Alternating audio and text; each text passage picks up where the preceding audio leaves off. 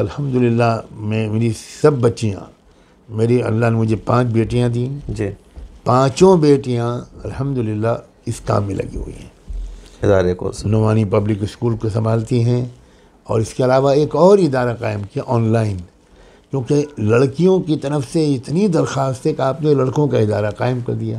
ہاں، میں پوچھنے والا تھا کہ لڑکوں کے اتنے ادارے ہیں اور لڑکیوں کے لیے ایک بھی نہیں، اور آپ لڑکیوں کو فوکس کرتے ہیں کہ وہ حضرت عائشہ اور فاطمہ کی سیرت کو اپنائیں۔ میں تو زیادہ ترجیح دیتا ہوں۔ تو اس وقت الحمدللہ اس وقت Nomani institute of learning for girls, یہ آن لائن ایک ادارہ چل رہا ہے جس میں 1000 سے اوپر یا شاید اس سے کافی زیادہ، شاید 2000 ہیں لڑکیاں۔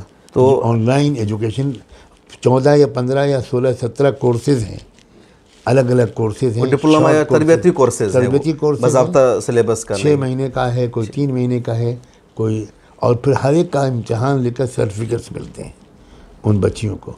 پھر یہاں سال میں سمر ویکیشن میں، گرمی کی چھٹیوں میں جی، تربیتی کیمپ لگتے ہیں، سمر کیمپ لگتے ہیں، لڑکوں کا الگ اور لڑکیوں کا الگ۔ ہمارے تمام ہاسٹلس کے بچے ہمارے وہ لڑکیوں کے لیے، ان مہمانوں کے لیے، لڑکوں کے لیے خالی کر دیتے ہیں، اور وہ نیچے جا کر فرش پر سوتے ہیں، تاکہ وہ بچے جو یہاں 1 مہینے کی سمر کیمپ کے لیے آتے ہیں ان کو کمروں میں اکموڈیشن مل جائے۔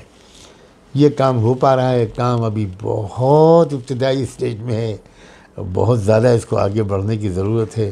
تو لڑکیوں کے لیے کوئی مستقل ادارہ قائم کرنے کا ہے منصوبہ؟ بہت منصوبہ ہے، میرے سینے میں آگ لگی ہوئی ہے کہ جلدی سے جلدی اللہ کرے کہ اتنے ریسورسز مل جائیں کہ ایک ریزیڈینشل ادارہ ان کے لیے مل جائے۔ اللہ کا شکر ہے، اس کی ضرورت بھر کی زمین ہمارے پاس ایک حد تک موجود ہے۔ میں نے دیکھا کہ یہاں آپ کے پاس بلڈنگیں ابھی بھی کم ہے، تعلیم کا ماشاءاللہ اچھا معیار ہے، بہت کم، 100 کی جگہ 600 اپلیکیشن آپ کے پاس آ رہی ہے، تو بلڈنگ عمارتیں آپ کے پاس بہت کم ہے، آپ کا دنیا بھر کا دورہ ہوتا ہے، اتنے تعلقات مریدین ہیں آپ کے۔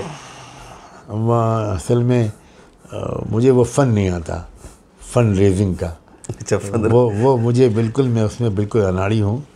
دوسری بات یہ کہ اکثر جگہ تو یہ اشکال ہوتا ہے کہ آپ کے یہاں بلڈنگ زیادہ ہے، کام کم ہو رہا ہے، تو میں اس پر خوش ہوں کہ ہمارے یہاں اس پر اشکال ہے کہ بلڈنگ کم ہے، کام زیادہ ہو رہا ہے، تو یہ تو اعتراض نہیں ہے، اپریسیشن ہے۔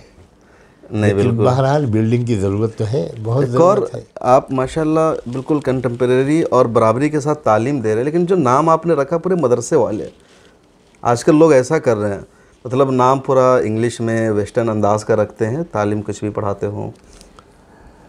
میں اصل میں وہ چھلکے کی اہمیت میرے نزدیک نہیں ہے، وہ چھلکے کے اندر جو گودا ہے اس کی اہمیت ہے۔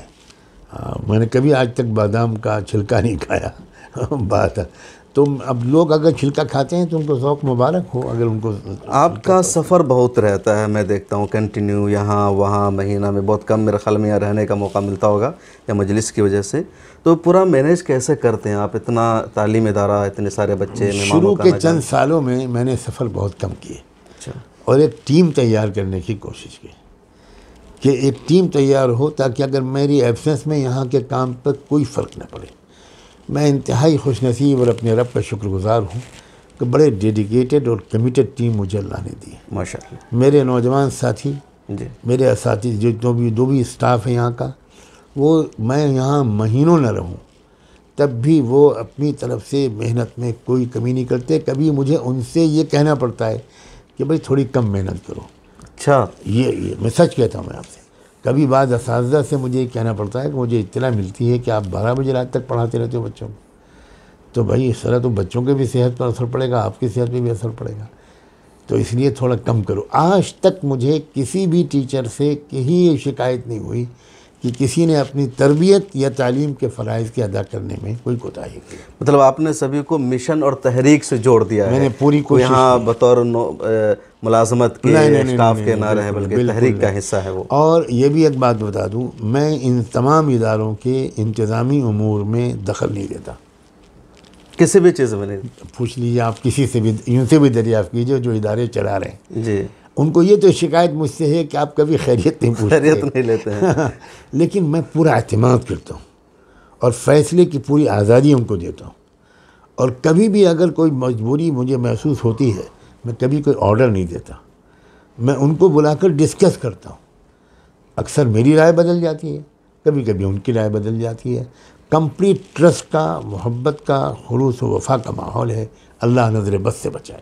آمین. تو ایسے کتنے لوگوں کی ٹیم ہے جو پوری آپ کے ساتھ ڈیڈیکیٹڈ ہے؟ ہر ادارے کے جو چلانے والے ہیں, جی یعنی یوں سمجھیے منیمم, کم سے کم ہر ادارے کے چلانے والے 2-3 لوگ ایسے ہیں کہ جو پوری طرح بالکل اس اسپرٹ سے سرشار ہیں کہ یہاں دین اور دنیا کی وحدت قائم کرنی ہے, اس تقسیم کو ختم کرنا ہے, اور اعلیٰ درجے کی ماڈرن ایجوکیشن کے ساتھ اعلیٰ درجے کی اخلاقی تربیت.